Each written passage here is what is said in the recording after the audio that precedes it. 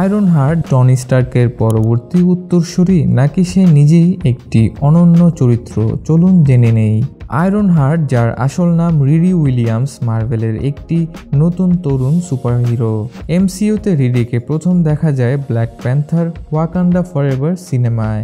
2025 সালের 24 জুন আসছে তার নিজের সিরিজ আয়রন হার্ট। এই সিরিজে দেখা যাবে রিরি কিভাবে তার স্যুটকে আপডেট করে এবং শিকাগোতে ফিরে যায়।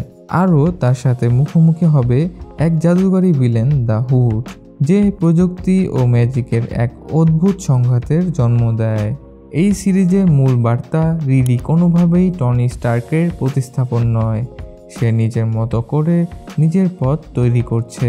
কমিকে মাত্র 15 বছর বয়সে সে এমআইটিতে ভর্তি হয় এবং নিজের হাতে একটি শক্তিশালী আয়রন ম্যান স্যুট বানিয়ে ফেলে।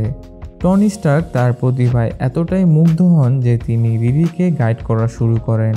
পরে রিরি নিজেই আয়রন হার্ট নাম নিয়ে হিরো হিসেবে কাজ শুরু করে। তার স্যুটে আছে সুপার স্ট্রেংথ, ওড়ার ক্ষমতা, রিপালসার ব্লাস্ট, আর্টিফিশিয়াল ইন্টেলিজেন্স সহ আরও অনেক কিছু। তবে রিরির সবচেয়ে বড় শক্তি হলো তার মেধা ও সাহস। কমিকে সে ইয়াং অ্যাভেঞ্জার্স এবং ওয়াকান্ডার মতো বড় বড় টিমের সাথেও কাজ করেছে।